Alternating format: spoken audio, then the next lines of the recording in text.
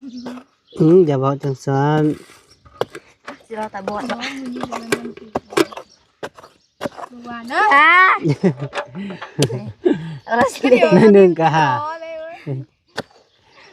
ได้บ่ใส่อย่าไปเอ็ดจ้ะคงไผจ้ะ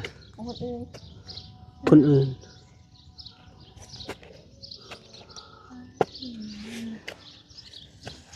อยู่อกค่ะออกมาเนี่ยลาดหาฟ้าเลย อย่าไปซับซับมา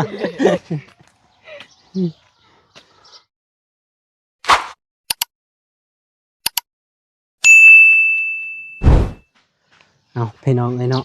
สบายดีพ่อแม่พี่น้องครับทักทายสบายดีและสวัสดีเด้อพ่อแม่พี่น้อง FC บ่สุขสุขคน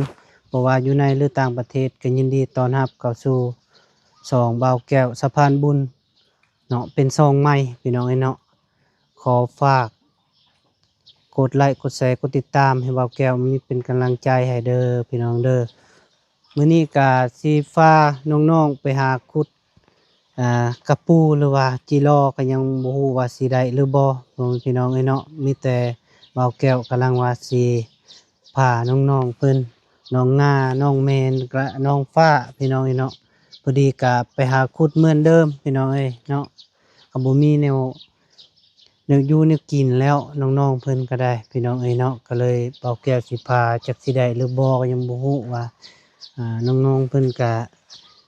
ส่วนหลายก็ไปซอกหน่อไม้พี่น้องเนาะซอกหน่อไม้แล้วก็ขุดกระปู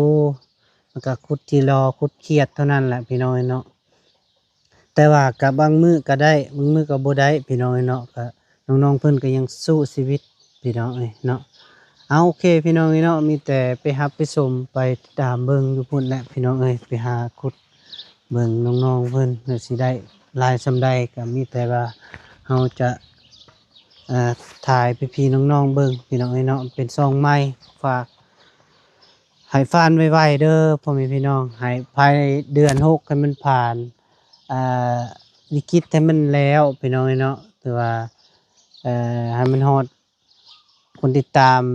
1,000 คนแล้วก็ชั่วโมงให้ได้ 4,000 ชั่วโมงเด้อพี่น้องเด้อ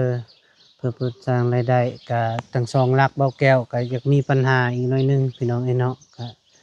อยากให้ผ่านไวๆพี่น้องเนาะเบาแก้วก็สิสู้ทั้งสองเลยพี่น้องเนาะโอเคไปมันไปน้องแมนสบายดีเด้อ โอ้ยรอเฮ้ยข่าวจวดน้องแมนไม่ธรรมดาพี่น้องเนาะเฮลโลสบายดีเด้อแดดจะเข้าห่มได้บ่คุดนะได้ยังจีรอจีแล้วกะรอนี่นะออกเข้ามาห่มนี่นะมีบ่แถวห่มนะจีรอมันบ่มักอยู่แถวห่มใดมันอยู่แถวแดด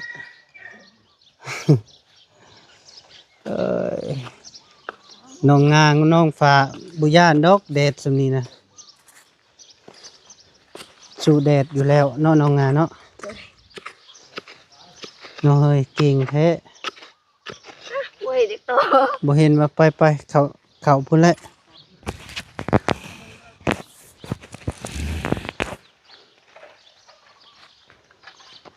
เอาหันกลับยายโอเค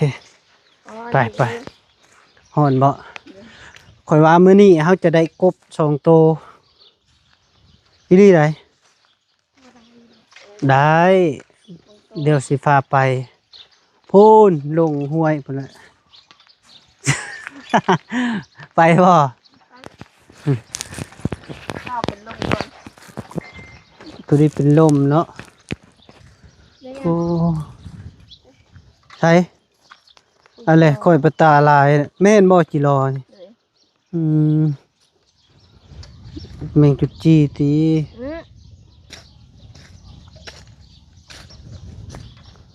ใส่อะไรอยู่อย่าเฮ็ดสิกันเด้เฮ้ย ตามตกลงใช่คือเสียงดังกุกกุกกุกกุกอยู่อืม แต่บาปมันนี่ อย่าบอกจังซัน สิเราแต่บอด น้องมันนี่มันติดดูว่าเนาะ อ่ะเราสิเดียว นั่นหนึ่งกะหา อ๋อเลยเว้ย ได้บ่ใส่ ซับมา อย่าไปเอ็ดจ้ะ ขี่เข็บออกมาพอดีเลย พากัน เล่นนั่น พากันแตกไปจากวงแตกแล้วขี่เข็บออกมาเฮ้ยศอกคาส่วงนี้ใช่หน่อไม้หุยหุย ปล่อยได้หรือไม่ ของไผนะ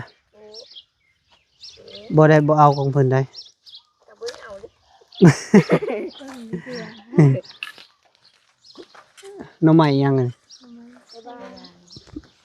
บ่แม่นกระสะบ่กระสะมันเป็นได้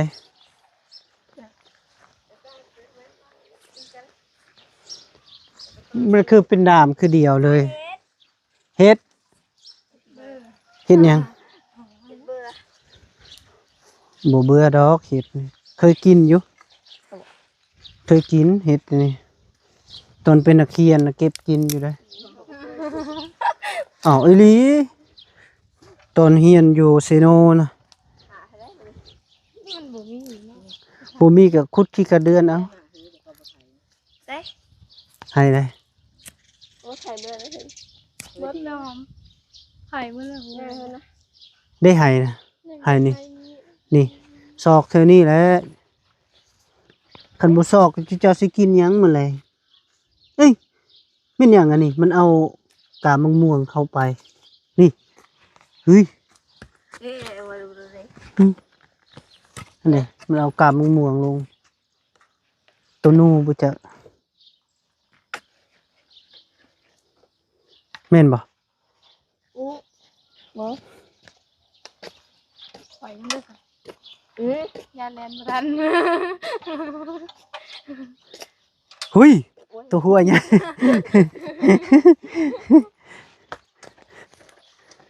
ที่ผมเล็บแล้ว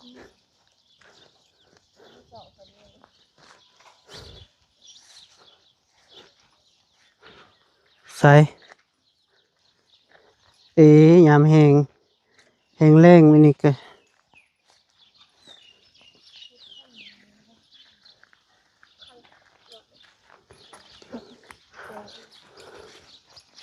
เหมาะในบรรยากาศแบบนี้เนาะ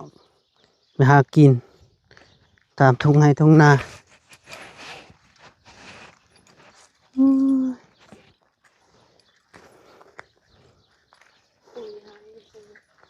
ใส่ ว่าบ่เห็นมันมีกับกู พี่น้องเอ้ย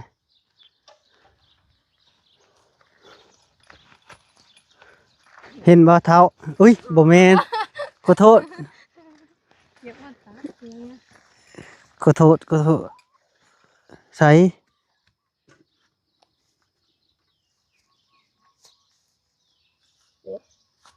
ผู้จกเขาเดียวได้แล้ว อุดโจ๊กคุด คุดบ่กระปูมีตาบ่ ก็มีเลย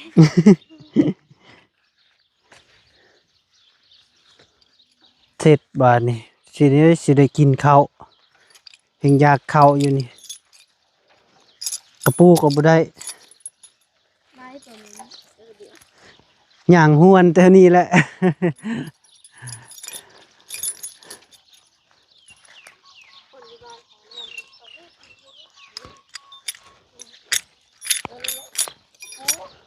บ่ฟ้าเดี๋ยวเจ้าไปอยู่บริกรรมไส้นะไปหากินอยู่บ่อยู่พุ่นน่ะเขากินน่ะบ่ได้อึดติ เลย หน่อไม้ยามนี้ซ้ำสิเอา บ่มีบ่มีเอาเจ้าอยู่ข้างแถวใดซะบ่แม่นทางพาเมืองบ่ อยู่แถวเมืองอยู่แถวติดกันเลยกับทางเมือง พาเมืองนะทางเวรักษาว กาย ติดกันเลยแบบกายทั้งแบงมันก็ฮอดบ้านเลย อืมม่วนอยู่เนาะไปอยู่พุ่น มันหากินยากอยู่พุ่น หน่อไม้เนาะปกติมันทั้งพุ่นหน่อไม้ลายนะโอ้ไปหาบ้านอื่นบ่แม่นแยกบ่อนนั่นตลาดนี่บ่ ตลาด ตลาด ตลาดตรง ปากสั้นนี่นะบ่แม่นบ่กายพุ่นอีกบ่บนไผแดงบ่ มันมีปั๊มน้ำมันหางเนาะ ก็เดียวอ่ะบ่อนเฮาขี่ขึ้นมาแต่สวรรค์เฮานี่กลับไปฮอดปากสั้นในเมืองปากสั้นบ่แม่นบ่แยกนะทางเมืองเสียงควงนั่นเด้ขี่รถไสด่วน เขาบอกว่าทางมา บ่ฮู้อืม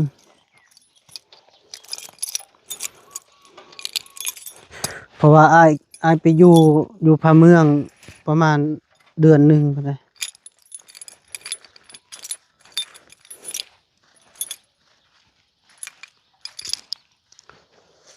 มิดจัดเลย หลักระวังถึงสีมันนะ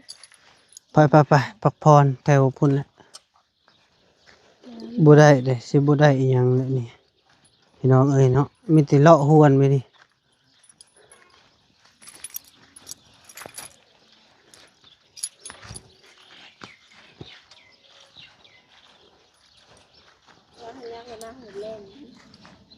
มักโมได้น่ะ ซ้ำ อีหยังอยู่ไสฮะ น้ำปลาปลาเลนไปใช่ไหม เยอะดึกว่างูเดี๋ยวแล้นแล้ว มื้อใด จะเดินแล้ว เดือนนี้บ่ กระโดดแล้ว โอ้อย่าไปจับเด้อ เป็นยัง มันคือมันนอนแถวนั้นแหละ ตอนแรงๆแบบมาเยอะมือแล้วเยอะงูว่าลายโตเนาะแล้วแรงเลยมันก็ดูนี่มันเห็นแรง จำเคนบ่ แรงเลยเขา ผู้ได้ปิ้งบ่ จากงาเห็นเฮาเห็นเฮาแต่ว่าเฮาแลนอย่างเดียวเขาแนมเห็นทางเลย ซ้ำแข้งนี่บ่ แกน แคนแคน มันอาย โอ้ยาวบ่ นี่โอ้ยแบบนั้น เป็นหยังคือบ่บอกคนหลายๆแล้วก็อ้อม ไม่ได้แอมหน้าเนาะ บ่ค้ามีแต่เฮาอันนั้นเลี้ยงเอา เลี้ยงได้อยู่ ได้เจ้ามือเลี้ยงเอา อุ้ยโต๊ะก็จะถูก คุยหยังเห็นอยู่บ่ เนาะ คนอื่นบ่เห็นได้ฮู้มันฮู้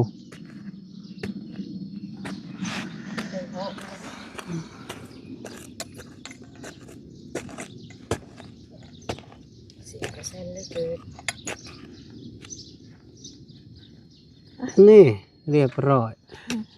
นี่ก็แม่นบ่ ได้เลย 3 กิโลจะถึงกิโลสามกระปูสาม กิโล3กับปู3 อ่ะตัวขายไปนี่ไอ้ทีนี้ เอาแม่นหยังอันนี้ ตัวขาย เครื่องข่าย เครื่องคายไผได้คุยกี่รอ ใส่เลย เจอถือเสียมมันก็ลักเลยมันถมไว้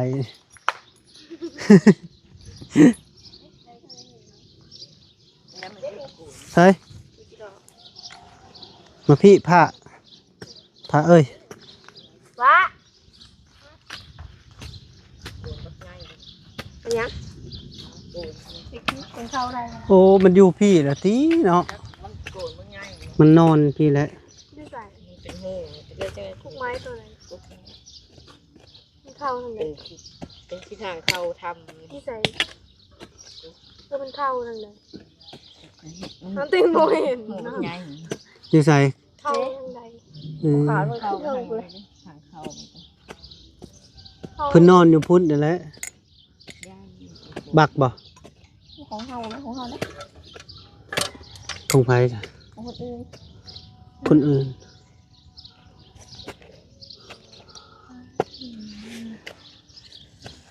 อยู่อกหัก ออกมา เนี่ยลาดหาฟ้าโอ้ย อย่าไปซับ ซับมา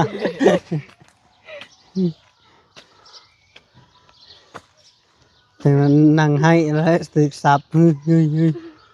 เพลงกันมาเศร้าเลยดิ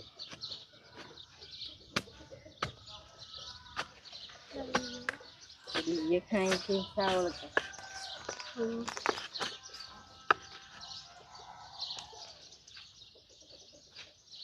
เป็นยังไง งัวบ่ ขุดจิรอได้ตัวงัวเจ้าบ่แปลกบ่บ่ เสือตีตูไง เอ้าคือหูมันลายแท้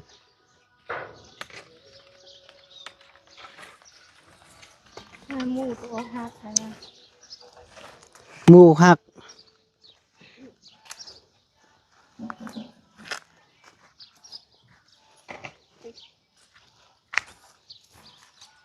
มืด หมดไปพักพรบัดนี้โอ้แดดแล้วพักพร แม่น่ะนอนมูนปีนงา เอาหันเลยกวาง เอ็งรอดยินว่าจะลินถามนอนอยู่นอนจะเจอเลย ไปพี่น้องไอ้เนาะมีแต่พาน้องๆพักพรพี่น้องไอ้เนาะจะ แก้ว ได้อยู่กับบัวลายได้ประมาณกิโล4-5ตัวโอ้เพิ่นอยู่นี่แล้วนี่ พุดเลย โกนนี่แหละเพิ่นอยู่นะ กินข้าวได้บ่ทัน เอาเลยค่ะ บางอย่างมีอย่างโอมาอยากไปนะ เข้าทางใดนี่ดู กวางดู เพิ่นอยู่นี่แหละบ่ได้ไปส่องเบิ่งบ่มีได้ตัวแม่นะ ซับโดนมา ฮะ ว่าจะเอาหูเข้าไปซับโดนลงไปนะ มีกลิ่นมันได้กลิ่นแลนอ้าวพ่อแม่พี่น้องไอ้เนาะพอดีบ่แก้วพาน้องๆมาสอบ